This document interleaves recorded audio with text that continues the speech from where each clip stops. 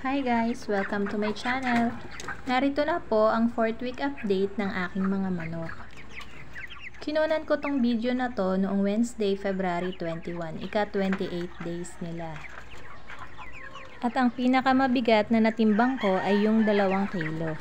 At karamihan sa kanila ay 1.8. And today, February 23, nagtimbang ulit ako. At naglalaro sa 1.9 to 2 kilos ang timbang nila.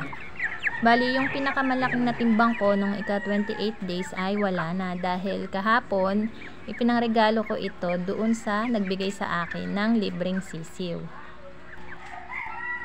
First time kong hindi maghalo ng corn grits sa feeds. And okay din naman ang resulta. Hindi pa nauubos ang pang-3 sako na binili ko. Bali, nakaubos sila ng 1 sakong Integra 1 simula day 1 hanggang day 19. At 1 sakong Integra 2 nung ika-day 20 hanggang ika-day 26.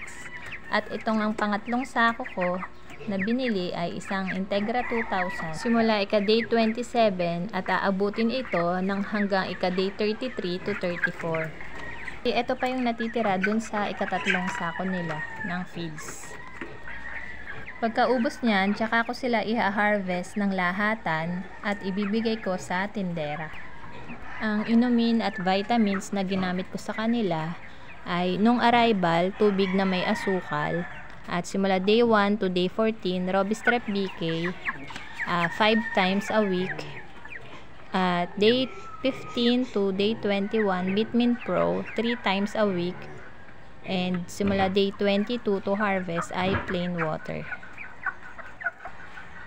Kung minsan, kailangan nating sumubok ng ibang pamamaraan upang mas mapaganda at mapataas natin ang timbang ng ating manok. Kapag hindi naging successful yung ginawa natin, try ulit tayo ng ibang way. So, ganun lang yun. Hindi naman kailangan na mag-stick tayo sa isang pamamaraan lang. Lalo na sa inumin, pwede tayo mag-try ng ibang vitamins.